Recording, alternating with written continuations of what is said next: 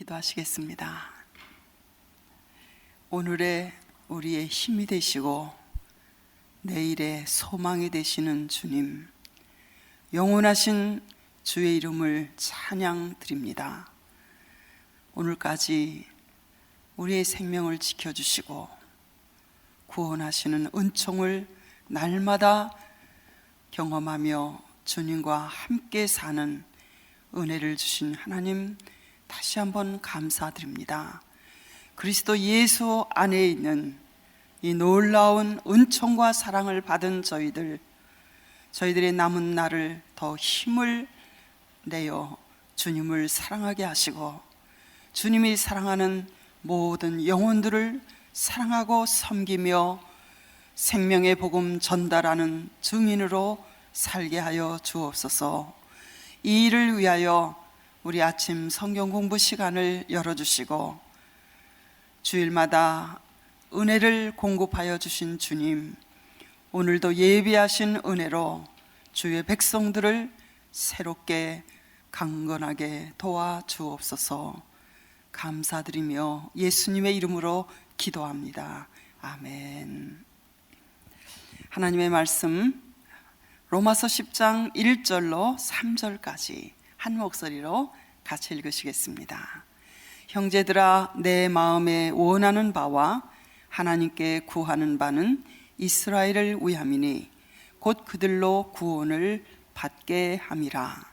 내가 증언하노니 그들이 하나님께 열심히 있으나 올바른 지식을 따른 것이 아니니라. 하나님의 의를 모르고 자기 의를 세우려고 힘써 하나님의 의에 복종하지 아니하였느니라. 아멘.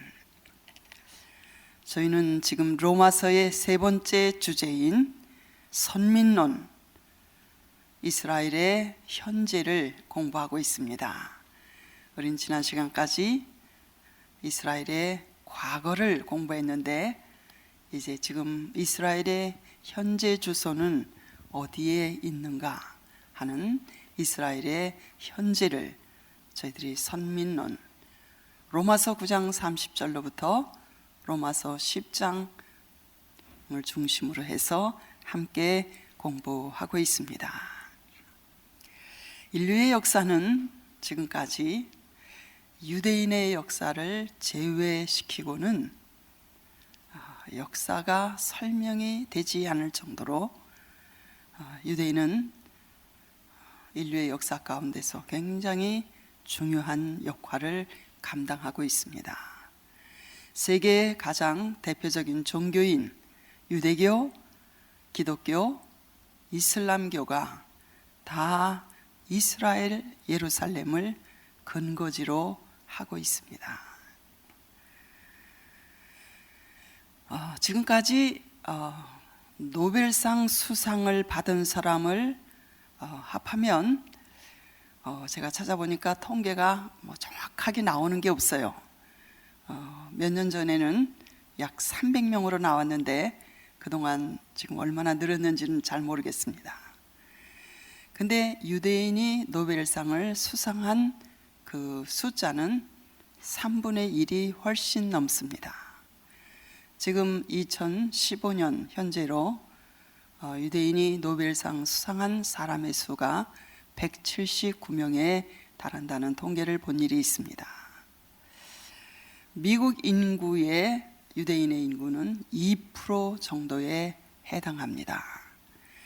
그런데 그들의 생활 수준은 보통 미국 사람의 2배 이상입니다. 그리고 미국의 대표적인 100대 기업의 40%가 유대인 소유입니다. 뉴욕의 중고등학교 교사 중에서 교사의 비율 중 유대인의 숫자는 50%예요. 그래서 유대인의 명절 때마다 학교가 수업을 할 수 없는 이유는 그들이 학교에 나오지 않기 때문에.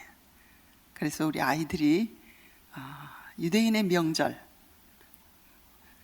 6월절 때도 놀고 또 뭐 하여튼 유대인의 명절 때마다 교사들이 50%가 넘으니까 수업이 할 수가 없는 거예요. 미국의 대학 중에 특별히 프린스턴이나 하버드 같은 아이비 리그의 대학 교수 중에서 유대인의 숫자는 25%에서 35%에 해당된다고 합니다. 그 중에서도 이러한 유명한 대학의 총장이나 그리고 중요한 행정 책임자의 고위직에 올라갈수록 대학의 유대인의 숫자는 90% 이상이라는 것입니다. 왜? 전 유대인의 인구가 이스라엘이나 외국에 지금 거주하고 있는 유대인의 숫자는 약 1,400만 밖에 안 돼요. 그런데도 왜 이렇게 중요한 역할을 그들이 감당하고 있는지 참 성경을 통해서 이해하지 아니하고는 도저히 이해할 수 없는 그러한 사실인 것입니다. 지난 시간에 저희들이 공부한 내용이 이런 내용이었습니다. 이스라엘은 하나님의 선택된 민족이다. 왜냐하면 이스라엘처럼 하나님을 잘 알 수 있는 특권을 가졌던 민족은 아무 민족도 없었습니다. 그들은 하나님의 섭리 중에서 독특하고도 특별한 위치를 차지하고 있습니다. 그런데 문제는 하나님의 아들이 이 세상에 찾아오셨을 때 그들은 하나님의 아들을 영접하지 아니하였고 오히려 배척하였고 십자가에 못 박으라고 소리를 쳤던 민족이었습니다. 하나님의 백성이 하나님의 아들을 죽였다는 이 사실을 우리는 어떻게 설명을 할 수 있겠습니까? 예수 그리스도의 복음을 받아들임에 있어서 이스라엘보다 이방인들이 훨씬 더 우세를 보였다는 것이죠. 이것이 선민론에서 사도 바울이 다루려고 하는 문제입니다. 왜 하나님의 특별한 섭리 중에서 택함을 받고 하나님을 잘 알 수 있는 특권을 가졌던 이스라엘 민족이 왜 정작 하나님의 아들이 세상을 구원하러 세상에 오셨을 때 왜 그를 영접하지 아니하고 배척하였는가? 이것을 어떻게 설명할 수 있는가? 이것이 사도 바울이 자기 동족 이스라엘의 구원 문제에 대해서 애통하는 마음을 가지면서 이 선민론에서 이 문제를 다루고 있는 것입니다. 하나님께서는 섭리 중에서 그의 기쁘신 뜻대로 작은 수요가 작은 소수민족 중에 소수민족인 이스라엘 민족을 선택하셨는데 그 선택의 원리와 기준은 완전히 하나님의 주권에 속한 것이었다고 우린 지난 시간에 성경을 통해서 공부했습니다. 언제나 하나님의 선택의 기준은 그 사람의 공로나 그 사람의 가치에 의해서 되어지는 것이 아니라 하나님 자신의 자유로우신 그분의 뜻, 곧 하나님이 그를 그냥 불쌍히 여기시고 긍휼히 여기시는 그런 섭리에 의한 하나님의 주권적인 뜻 때문이라는 것입니다. 이것은 우리에게도 마찬가지입니다. 우리가 구원받을 만한 특별한 공로를 세운 것도 없고 하나님께 사랑받을 만한 특별한 가치가 있는 사람이어서가 아니라 그냥 하나님이 우리를 사랑하시고 불쌍히 여기시고 우리를 향하여 그분의 마음이 긍휼한 마음을 가지셨기에 저와 여러분을 선택하시고 부르시고 복음을 믿어 하나님의 자녀가 되는 특권을 얻게 하셨다는 것은 구약의 이스라엘 민족의 선택이나 신약의 이방인 가운데서도 부르심을 받은 우리에게도 동일한 원리인 것입니다. 신앙은 무엇입니까? 신앙은 하나님의 주권을 겸손하게 받아들이고 인정하고 그리고 순종하는 것이 신앙인 것입니다. 왜냐하면 이 하늘과 땅은 하나님께서 창조하신 그분의 것이고 모든 주권이 하나님께 속하여 있는 것이기 때문인 것입니다. 사람이 살고 죽는 것도 또 귀하게 되고 천하게 되고 부하게 되고 가난하게 되는 것, 이것도 다 우리 자신의 전적인 뜻에 있는 것이 아니라 우리 생명의 연한을 아무리 건강 음식 먹고 아무리 운동하고 그래도 좀 도움은 되겠지만, 그러나 그런 사람 중에서도 생각 외로 일찍 죽는 사람도 많이 있잖아요. 그 사람은 빌빌하면서 그냥 건강하지 못하게 사는데도 쭉정이가 오래 간다고 또 이렇게 장수하는 사람들도 많이 있는 것을 보면, 우리 자신이 죽고 사는 것도 사람의 뜻이나 사람의 손가락에 달려 있는 것이 아니라 하나님께 있는 것임을 사도 바울은 그 유명한 토기장이의 비유에서 토기장이와 진흙의 비유를 들어서 하나님의 주권적인 선택을 우리에게 설명해 주시고 있습니다. 그러면 하나님이 왜 어떤 사람은 사랑하고 왜 어떤 사람은 사랑하지 않습니까? 이런 질문을 우리가 할 자격이 아니라는 것입니다. 그래서 로마서 9장 21절에 사도 바울은 토기장이가 진흙 한 덩어리로 하나는 귀 있을 그릇을 만들고 그 동일한 진흙 한 덩어리로 하나는 천이 있을 그릇을 만들 고난이 없겠느냐. 지음을 받은 물건이 지은 자에게 왜 나를 이같이 다른 사람보다 천한 그릇으로 만들었느냐. 불공평하다, 불평등하다, 이렇게 말할 고난이 있겠느냐. 그렇지 않다는 것입니다.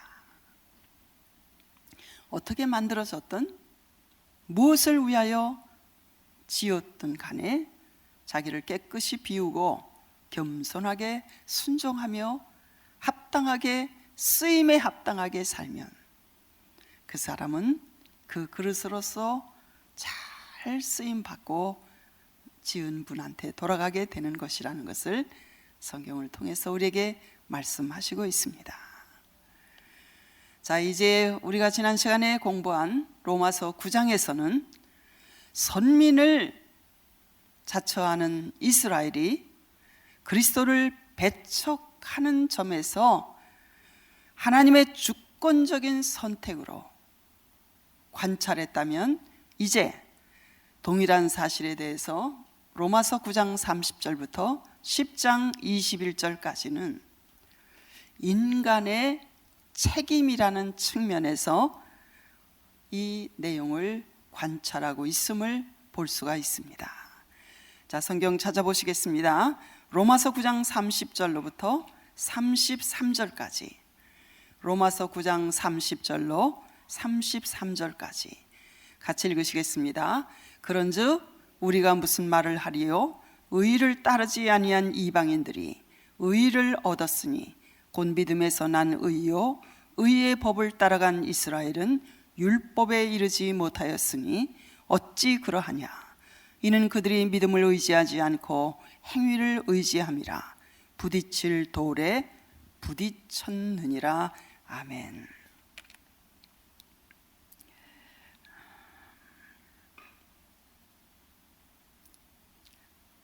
33절까지 봐야 되겠네요. 제가 한 절을 빼먹었습니다. 33절 같이 읽으시지요.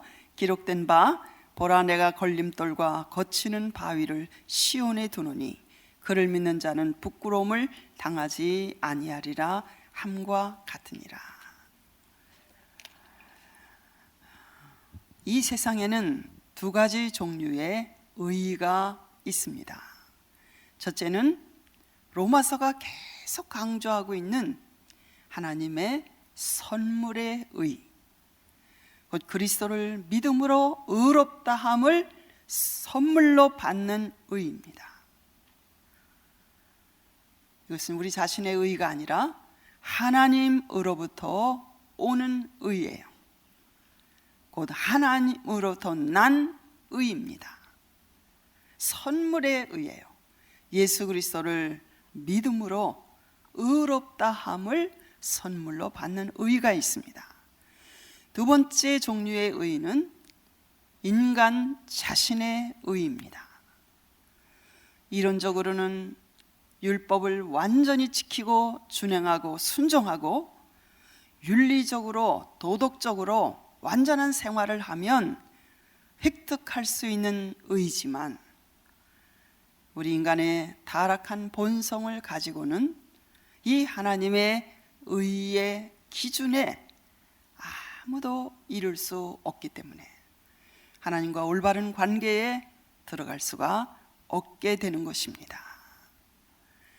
그러므로 하나님과 올바른 관계를 가질 수 있는 하나님이 요구하시는 의의 기준에 도달하려면 예수 그리스도 하나님의 보내신 독생자 메시아를 믿는 자들에게 오직 하나님의 이 의가 선물로 우리에게 주어진다는 이것이 복음이에요. 기쁜 소식입니다. 이 복음은 먼저 이스라엘 유대인들에게 하나님께서 선포해 주시고 알려주셨습니다. 그리고 그 다음 그들이 복음을 처음에는 좀 받아들이는 것 같았으나 나중에는 거절하니까 이 복음은 이방인에게로 향하게 되었던 것입니다. 이방인들은 우리의 행위와 도덕과 윤리로 말미암아 행함으로 지킴으로 도달할 수 없는 이 하나님의 의를 선물로 받는다는 이 복음을 들었을 때 감사함으로 기쁨으로 이 복음을 받아들였고 이것이 바로 그들에게 의로 여기신 바 되었습니다. 그러나 유대인들은 그 길을 거절하고 자신들이 하나님의 법인 율법을 자신들의 노력과 힘으로 지킴으로 의롭게 되어 하나님께 인정을 받으려고 하는 율법을 통한 의의 길을 계속 추구해 왔지만 지금까지도 아직까지도 그 목표에 도달한 사람은 유대인 가운데도 아무도 없는 것입니다. 인간의 타락한 본성이 그렇게 살 수 없기 때문인 것이죠. 그래서 사도 바울이 복음이 유대인들에게 거침돌이 되었다는 것이죠. 예수 그리스도는 진모퉁이의 머릿돌이 되시고 기초석이 되시는 분이시지만 어떤 사람에게는 부딪히는 돌이 되기도 하고 그리고 거치는 돌이 되기도 하는 것입니다. 믿는 복음을 받아들인 우리에게는 예수 그리스도는 모퉁이 돌, 기초석, 반석이 되시지만 예수 그리스도의 복음을 거절하는 사람들에게는 예수 그리스도는 거치는 돌, 넘어지게 만드는 돌이 된다고 말씀하시고 있습니다. 그러면 이스라엘이 구원을 이루지 못한 치명적인 그들의 근본적인 죄의 원인이 어디에 있는지를 지금 우리가 읽은 로마서 10장 1절로 3절까지가 우리에게 밝히고 있습니다. 저희가 하나님께 열심은 있으나 지식을 쫓은 열심이 아니라는 것이죠.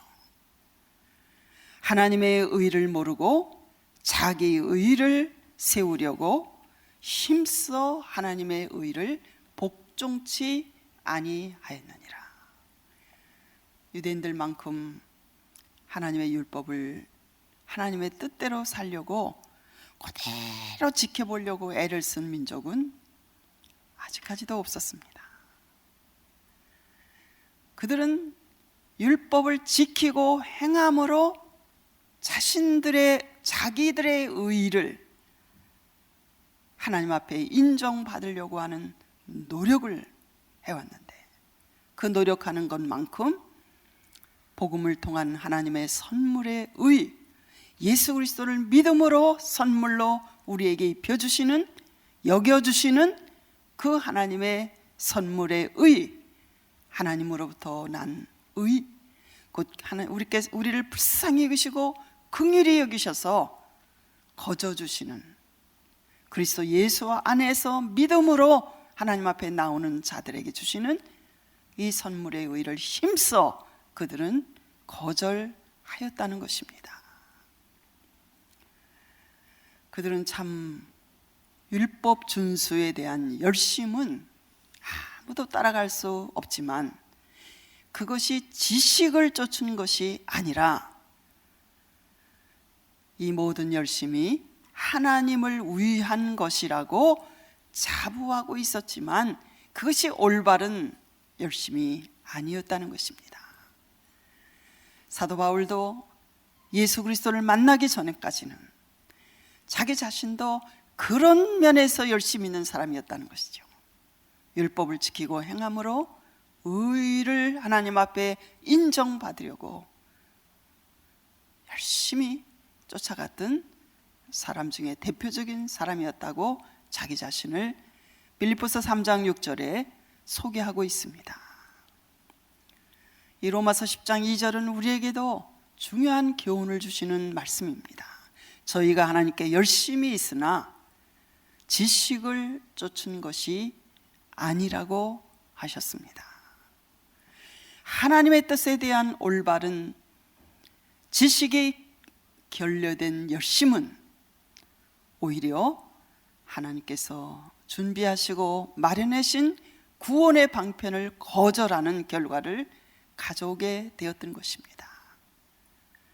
그래서 우리도 성경을 펴고 열어서 읽고 공부하고 하나님을 믿어야지 덮어놓고 믿으면 안 됩니다.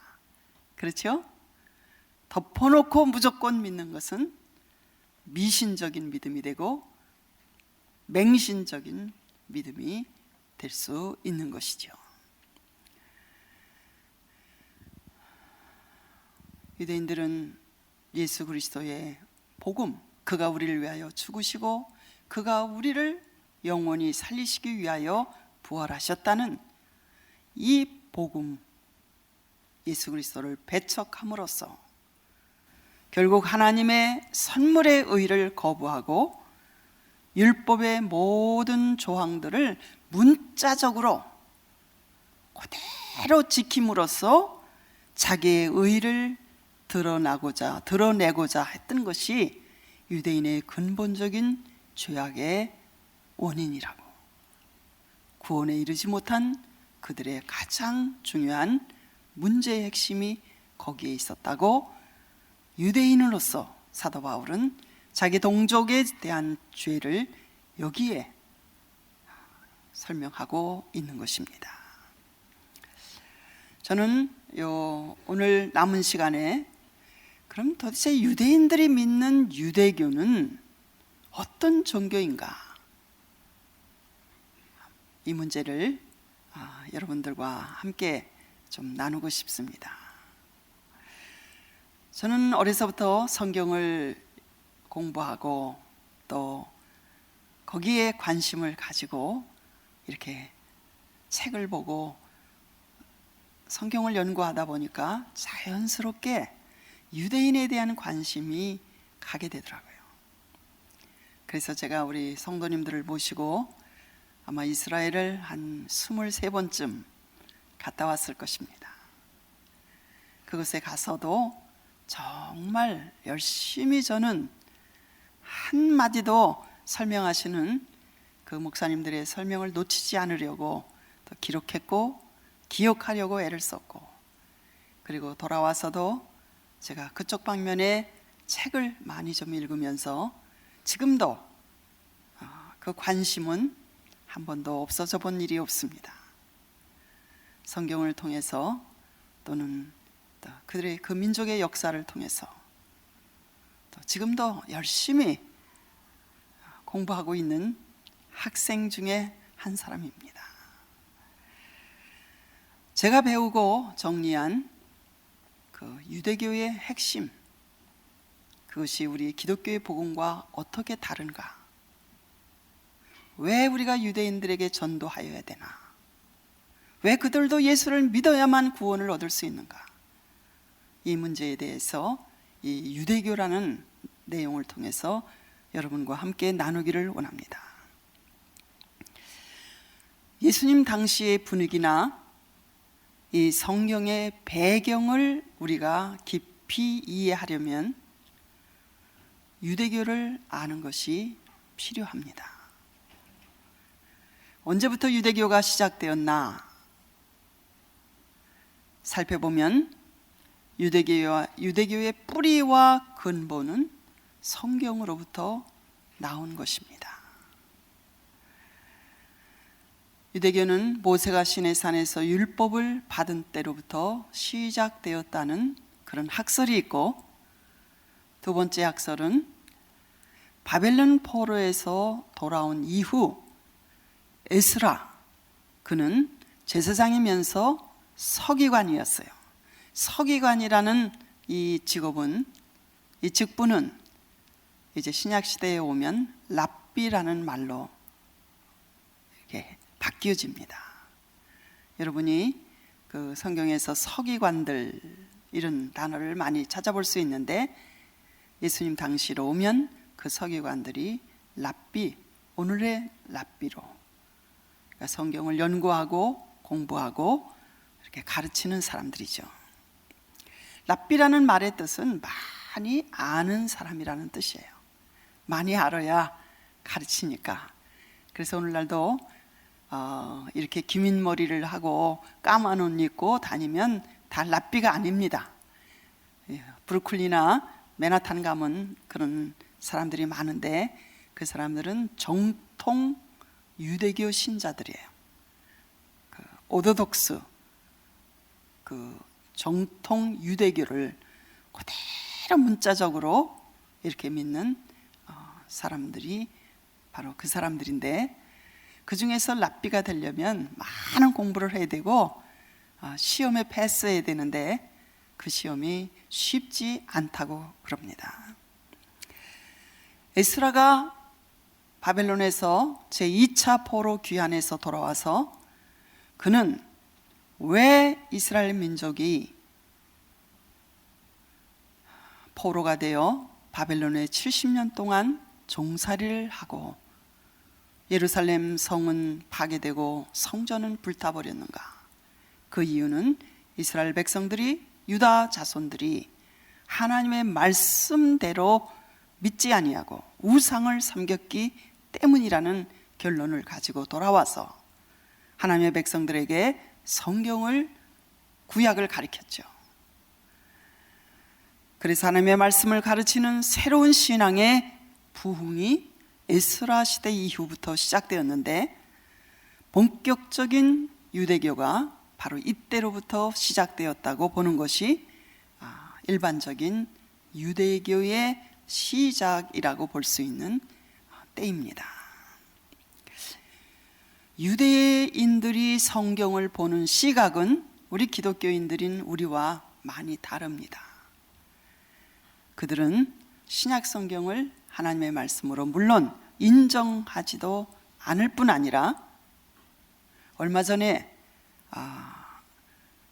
지금 이스라엘의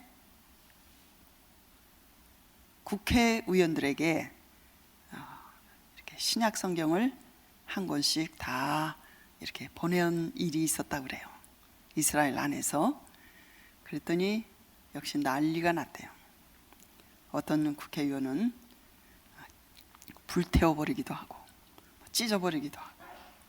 그래서 그것을 보낸 그 메시아닉 주 예수 그리스도를 우리의 구주로 복음을 믿는 사람들이 왜 보냈느냐, 그 설명을 이렇게 했다고 합니다. 아니, 세계의 모든 사람들이 성경, 구약 성경을 많이 읽는데 여러분들은 이스라엘 국회의원으로 신약 성경의 내용이 뭐가 써 있는지 정도는 읽어봐야 되지 않겠느냐, 그래서 보냈다.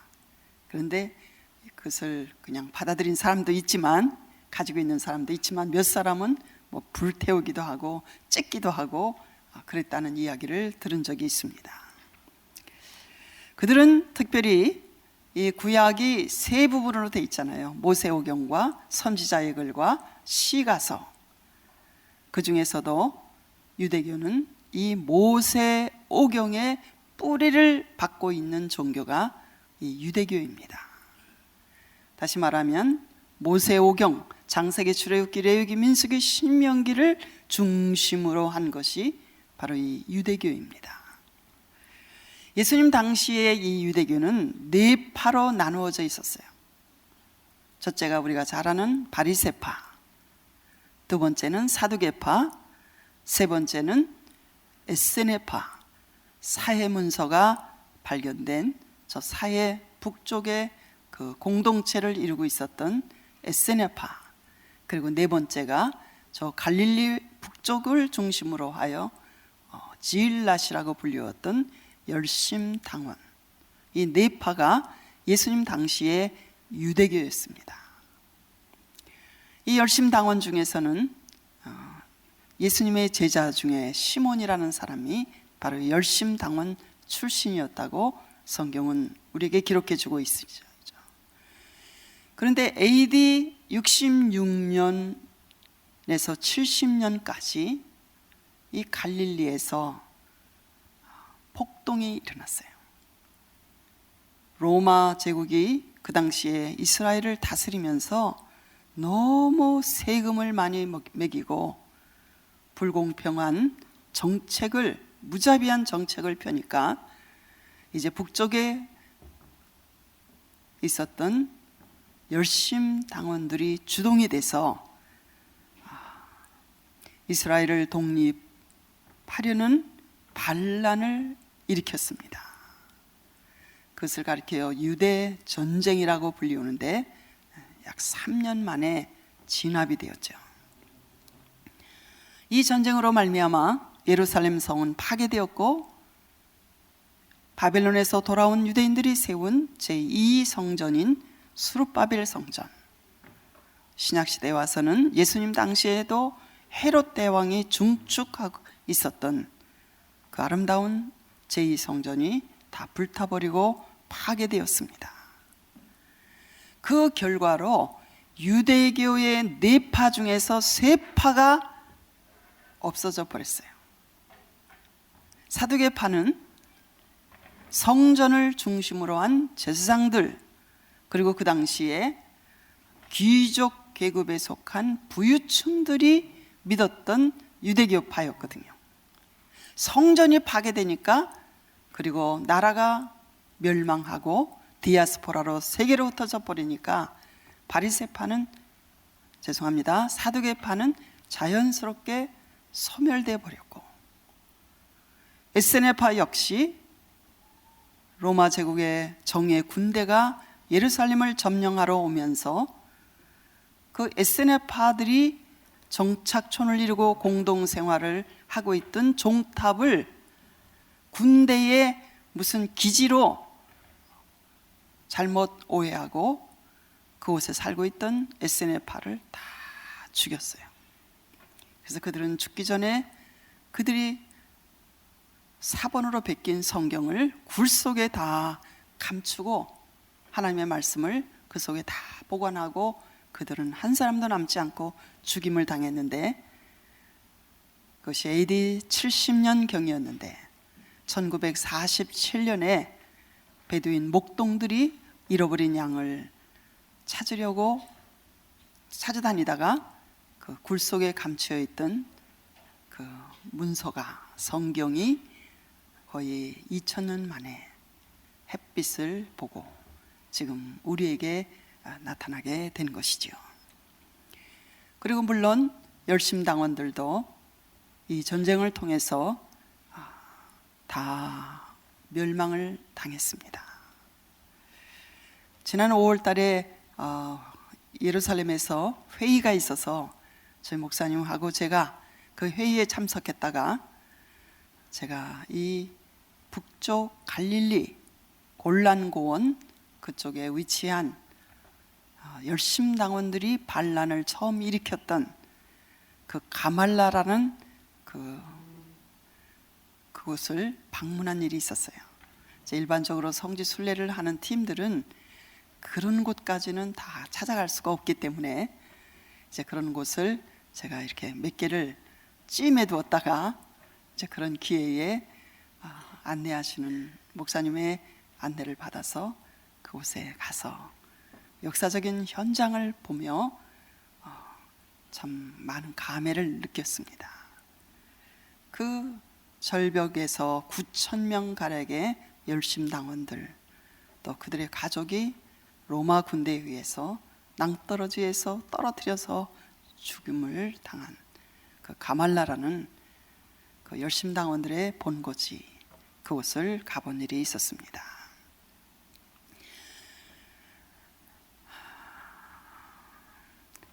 이 전쟁을, 유대인의 반란을 진압하려고 그 당시에 로마 황제 이름이 네로 황제였어요.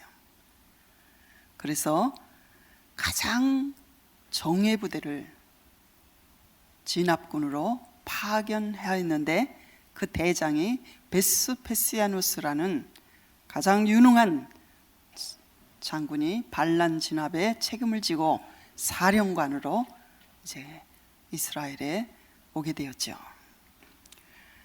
점점 갈릴리로부터 다 점령을 해나가다가 마지막 예루살렘이 삼면이 요새거든요. 가장 높은 바위산에 위치한 이 예루살렘 성을 공략할 수가 없었어요. 점령할 수가 없어서 3년 동안 그 예루살렘 성이 포위가 되고 성 안에 있는 사람들을 보급로를 완전히 차단시켜서 굶주림으로 죽게 하려는 작전을 로마 군대가 이제 사용을 했죠. 그때 포위된 성 안에 있었던 아주 명망 있고 학식 있는 랍비 중에 요하난 벤자카이라는 그 랍비가 있었는데, 그는 멀리 앞을 내다보는 그런 사람이었어요.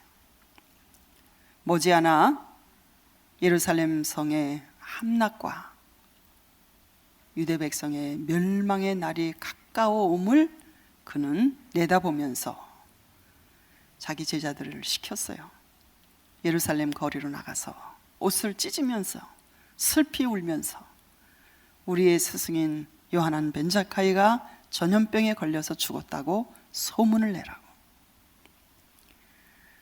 그래서 이제 그 성 밖에 진을 치고 있는 로마 군대에게 간청을 해서, 그가 너무나 유명한 명망이 있는 랍비였기 때문에 그의 관을 예루살렘에 매장할 수 없으니까 성 밖에 매장할 수 있도록 허락해 달라고 요청해서 허락을 받고, 그의 제자들이 관을 메고 예루살렘 성을 빠져나왔을 때 로마 군인들이 자꾸 관을 열어보려고 하니까 하여튼 그냥 하나님의 도움으로 그 관이 무사히 빠져나와서 제자들이 관 뚜껑을 열고 그는 밖에 나와서 그 총사령관 베스파시아누스를 면회하게 해달라고 요청을 했습니다.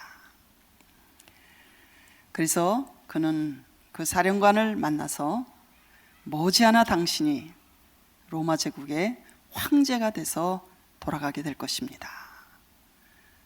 제가 한 가지 요청이 있는데, 예루살렘 성이 함락되고 유다 백성들이 멸망을 당할 때에 저 유대 지방의 지중해 해변에 가까운 조그마한 마을 야브네라는 그곳은 멸망시키지 마십시오. 왜냐하면 나는 그곳에 가서 정치운동은 전혀 하지 않고 조용한 시골 그곳에서 학문에 열심하고 교육하는 일에 저의 남은 생애를 전념하려고 합니다. 이렇게 설득을 했습니다. 그래서 베스파시아누스 장군이 자기가 머지않아 황제가 된다는 이 예언에 그 예언이 마음에 들었든지 어쨌든지 요하난 벤자카이의 청이 받아들여져서 AD 70년 드디어 예루살렘 성은 함락되고 성전은 불타버리고 열심당원 남은 사람들이 약 1000명 가까이가 저 사해 남쪽에 있는 마사다의 요새에 올라가서 끝까지 3년 항쟁하다가 이제 토성을 쌓고 로마 군대가 함락하려고 하니까 1000명이 다 그날 밤 자결을 해서 열심당원도 이제 유대교에서 사라지게 되었지만, 이 요하난 벤자카이는 이 야브네에다가 예시바라는 그 유대인 율법 학교를 세우고 이제 랍비들이 모여서 성경을 연구하는 그런 학교를 세웠는데, 그래서 지금의 유대교는 오직 유일하게 남아있는 바리새파에 속한 랍비들로 말미암아 이루어진 랍비 바리새파 유대교가 바로 지금의 유대인들이 믿고 있는 유대교인 것입니다. 잘 따라오고 계시죠? 예, 아멘입니다. 제가 이번 5월 달에 목사님과 함께 이 야브네를 제가 오랫동안 가보고 싶었는데 갈 기회가 없었어요. 근데 이번에 그곳에 갈 수가 있었습니다. 그래서 저는 그곳에서 그 옛날 예시바의 자리와 요하난 벤자카이의 무덤을 좀 찾아가 보려고 애를 썼는데 그곳은 남아있지 않았습니다. 그러나 한 건물이 남아 있었는데, 그것은 사도행전 5장에 나오는 사도 바울이 배웠던 그 랍비 가말리엘. 사도 바울은 가말리엘의 문화에서 유대교를 배웠다고 사도행전 5장에 말씀하고 있는데, 그 사도 바울을 가르쳤던 랍비 가말리엘의 손자 가말리엘이 그 야브네에서 후진 양성을 힘썼던 그의 무덤이 건물로 남아있는 것을 볼 수가 있었습니다. 자, 이제 에스라를 중심으로 해서 바벨론 포로에서 돌아온 유다 사람들, 하나님의 말씀을 잘 지켜보려고 하니까 성경에는 구체적으로 어떻게 지키라는 how가 기록되어 있지 않습니다. 예를 들면 안식일을 거룩하게 지키라, 율법에 되어 있는데, 그러면 이 안식일을 어떻게 지키는 것이 거룩하게 지키는 것인가? 하나님의 율법을 어떻게 적용할 것인가? 그래서 그 문제에 대해서 이 사람들이 토론하고 연구하기를 시작했어요. 유대인들은 구약의 율법인 모세오경은 written law, 하나님이 써주신 율법이라고 보고, 동시에 이 바리새파 유대인들의 신앙은 써주신 율법은 모세오경이고 그 율법서이고, 써주시지 아니한 시내산에서 입으로 하나님께서 모세에게 말씀하신 오랄 러, 이것을 구전율법이라고 해요. 입으로 하나님께서 모세에게 전해주신, 말씀해주신 율법, 그것이 있었다고 믿는 것이 바리새파 유대인들의 믿음이에요. 그래서 하나님이 모세에게 입으로 전해주셨고, 쓰신 것이 아니고, 돌비에 쓰신 것이 아니고, 그리고 모세는 그것을 여호수아에게 또 입으로 전달했고, 여호수아는 그 당시에 장로님들에게 말했고, 시대를 거듭하면서 장로님들은 또 장로님들에게 이렇게 전해 내려왔다고 보는 것인데, 신약 성경에서는 이 구전율법을 가리켜 장로들의 유전이라고 신약 성경에 기록되어 있습니다. 바리새파 사람들은 이 구전율법을 613개 조항으로 보았어요. 그래서 248개 조항은 긍정적인 율법이에요. 이렇게 하라, 이렇게 하라. 그 대신 365항은 부정적인 율법이에요. 그렇게 하지 말아라. 그래서 613조항이 구전율법의 조항이라고 그렇게 보았습니다. 특별히 이 안식일 문제는 39개 조항이 하지 말라는 거예요. 뭐 얼마 이상을 안식일에는 걸으면 안 된다. 뭐 얼마 이상을 짐을 지고 다니면 안 된다. 뭐 이런 39개 조항이 안식일에 하지 말라. 사복음서에 보면 예수님과 이 바리새파 사람들이 부딪힐 때마다 안식일 문제로 부딪히셨던 것을 우리가 볼 수 있습니다. 그렇죠? 그들은 이제 시간이 지나면서 기록된 모세오경의 율법보다는 이 입으로 전해졌다는 구전율법에 더욱 치중하게 되었어요. 그래서 예수님께서는 이것을 엄하게 책망하셨던 것입니다. 그래서 하나님의 말씀보다 장로들의 유전을 더 너희들은 중하게 생각하느냐. 뭐 음식을 먹을 때 손을 씻어야 되고 뭘 씻어야 되고 어떻게 해야 되고, 이게 다 구전율법의 조항들이거든요. 그래서 그들은 세월이 지나면서 이 입으로 전해 내려온 구전율법을 모으기 시작했어요. 그래서 그것을 책으로 모았는데 그것이 6권의 책입니다.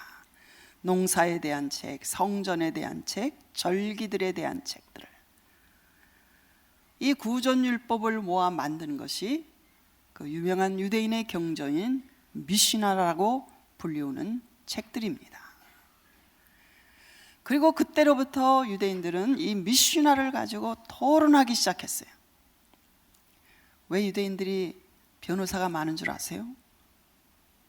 토론을 오래전부터 계속 했기 때문입니다. 그래서 그들은 이 미시나를 가지고 토론했는데, 이 겉에 나타나 있는 미시나, 그 뒤에 숨어 있는 또한 비밀이 있을 것이다 해서 그것을 끌어내는, 토론을 통해서 끌어내는 해석 방법을 가리켜요. 미드라시적인 해석 방법이라고 그래요. 여러분은 제가 오랫동안 고생하고 공부한 것을 지금 단번에 몇십 분에 그냥 다 공부하시는 겁니다.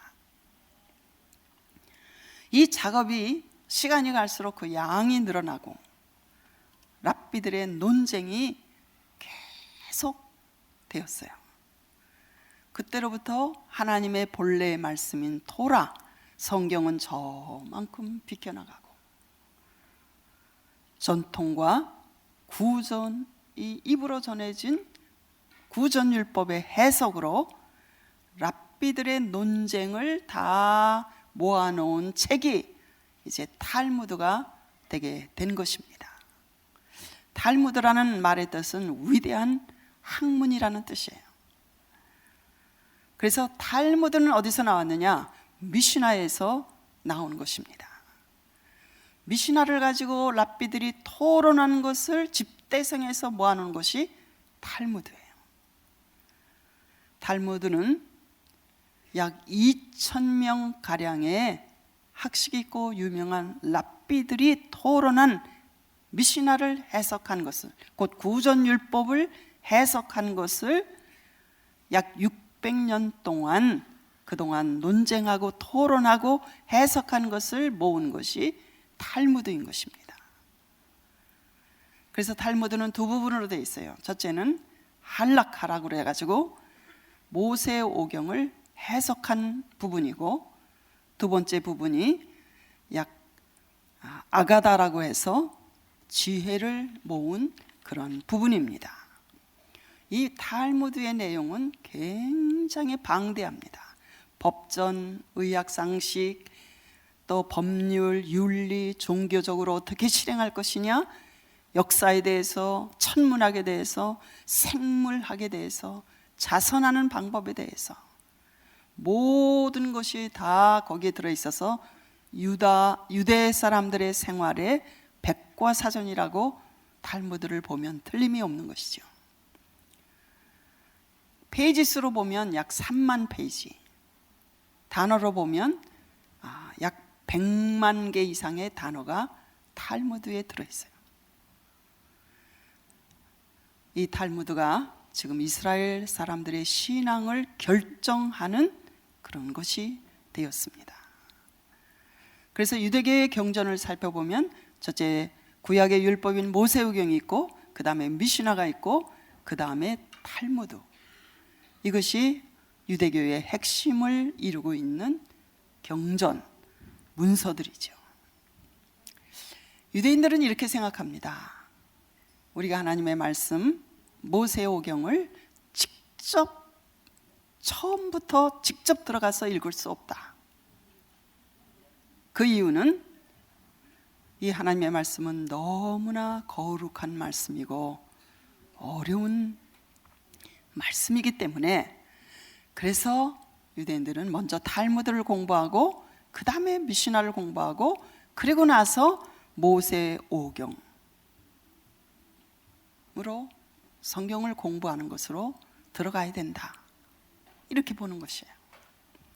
근데 탈무드만 해도 평생을 공부해도 다 공부할 수 없는 방대한 양이에요.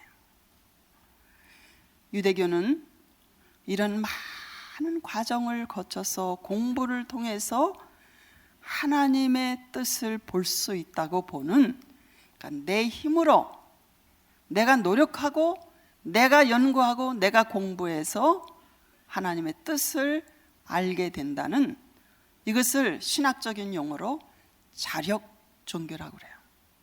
내 힘으로, 내 노력으로. 자력 종교. 이 세상의 모든 종교는 대부분이 자력 종교예요. 불교도 마찬가지죠. 내가 수양을 하고 도를 닦고 내가 구제를 하고 선한 일을 행함으로 내 힘으로 신에게 도달하려는. 그러나 우리 기독교는 자력 종교가 아닙니다. 신학적으로는 타력 종교로 봐야 돼요. 하나님의 은총으로. 우리 기독교는 우리 자신이 직접 성경 말씀을 처음부터 읽을 수 있어요. 왜냐하면 예수 그리스도를, 내가 죄인임을 깨닫고 그리스도를 영접한 사람들에게 성령께서 감동하셔서 기록한 하나님의 말씀을 동일한 성령의 감동으로 그의 인도하심을 받고 그의 조명을 받아 깨달을 수 있다는 그러한 계시의 종교, 하나님의 은총으로 말미암아 그의 은혜로 이것을 주신 하나님, 우리로 읽고 듣고 그리고 연구하고 묵상하고 암송하고 성령의 도우심을 기도하면서 직접 하나님의 말씀으로 들어가 하나님의 뜻을 깨달을 수 있다는 은총의 종교, 이것이 바로 예수께서 우리에게 전해주신 복음이며 사도 바울이 힘써 그렇게 우리에게 믿음으로 난 하나님의 의, 나의 행위로 말미암아 난 나의 의가 아니라 하나님께로부터 온 의, 선물의 의, 이것이 우리 기독교인 것입니다. 오늘 여기까지 공부하고 다음 시간 계속해서 공부하도록 하겠습니다. 우리 기도하시겠습니다. 자비하신 아버지, 하나님의 주권적인 선택을 통하여 일찍 하나님의 뜻을 알 수 있도록 부름받은 그 이스라엘 민족의 실수, 이것이 우리에게 교훈이 되게 하시고 저들도 자신들의 노력을 버리고 하나님께서 선물로 주시는 복음을 믿도록 그들을 위하여 기도하며 전도하는 저희들 되게 하여 주옵소서. 예수님의 이름으로 기도합니다. 아멘.